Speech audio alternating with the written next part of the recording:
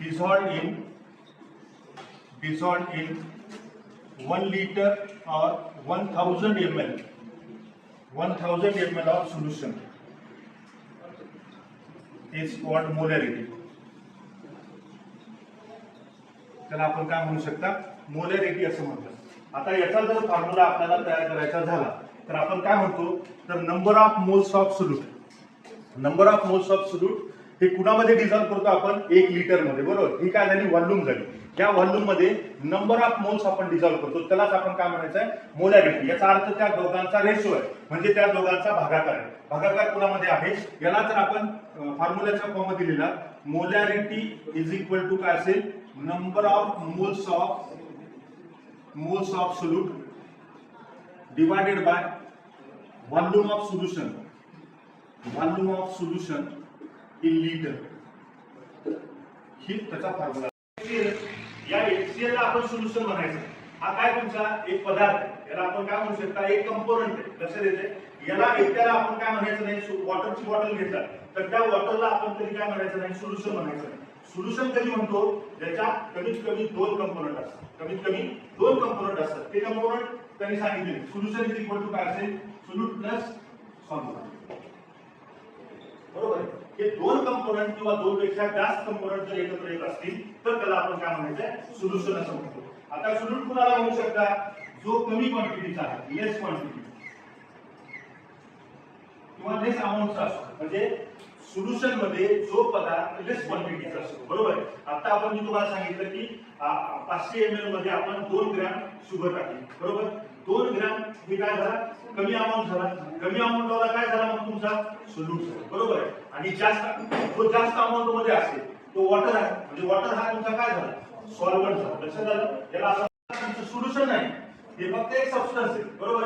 हा सबस्टन्स जो असेल तर हे सोल्युशन कधी बनेल, जेव्हा याच्यामध्ये आपण काय टाकला, 2 ग्रॅम शुगर. 2 ग्रॅम जर शुगर टाकला तर याला आपण काय म्हणतो, मी तर याच्यामध्ये काय केलं, ते तुम्हाला शुगरचे काय दिसली, क्रिस्टल दिसते. मग आपण याला काय म्हणू शकतो, सोल्युशन. कळलं का. पण हा काय असेल, कमी अमाउंटचा आहे आणि हा जास्त अमाउंटचा आहे, म्हणून याला आपण काय म्हणतो, सॉल्व्हंट म्हणतो.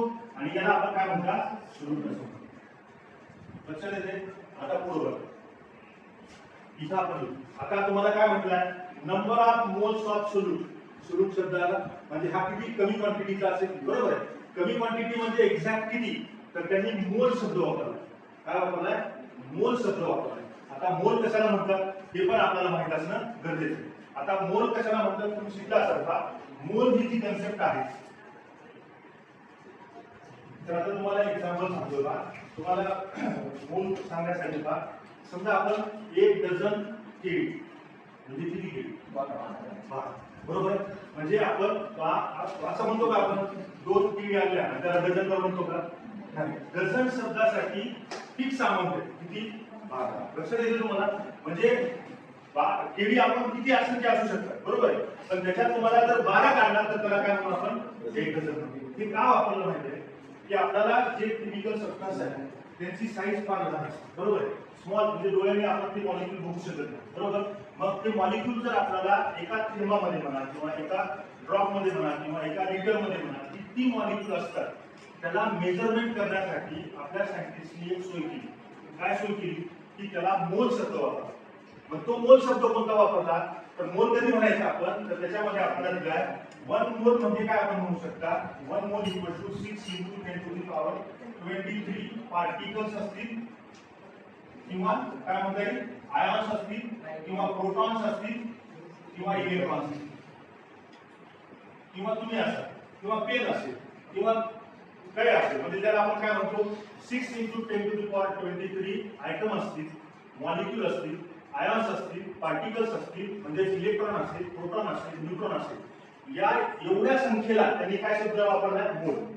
लक्षात आलं का, मोल वापरला. आता मोल कसा फाइंड आउट करायचा हे पण आपल्याला शिकलेलं आहे. तर मोल कसा फाइंड आउट करायचा, कशाच्या आधारे फाइंड आउट करायचा, आपल्याला एवढे पार्टिकल तर हातात घेऊन बसू शकत नाही किंवा काउंट करू शकत नाही, बरोबर. मग आपल्याला एखाद्याचा जर मोल काढायचा असेल तर आपल्याकडे वेगवेगळ्या पद्धती दिली. आता आपल्याला गरजेची जी आहे ते मी तुम्हाला सांगतो. तर मोल फाइंड आउट करण्यासाठी आपण काय करतो, weight divided by molar mass. म्हणजे आपण नंबर ऑफ मोल्स जर काढायचे असतील, number of moles moles of substance म्हणा किंवा सोल्यूट म्हणा किंवा सॉल्व्हेंट म्हणा, बरोबर. Number of moles of solute is equal to mass of solute divided by molar mass of solute. याला सिंपल केली वेट मास जर घेतला तर वेट लिहू शकतो, डब्ल्यू लिहू शकता, आणि मोलार मास आपण सांगण्यासाठी आपण त्याला आपण कॅपिटल एम आपण सांगू शकतो, बरोबर. आता याच्यात दोन शब्द कळले. ठीक आहे टाका थोडा एक्स्ट्रा अरे अगोदर मध्ये होते.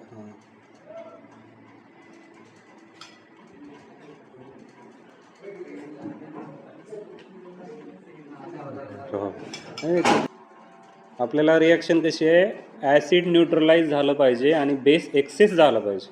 जो एक्सेस बेस आहे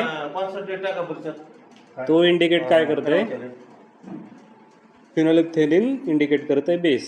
तो बेस सोबत रिॲक्ट होते आणि कलर त्याचा पिंक होते, कॉम्प्लेक्स फॉर्म होते. ओके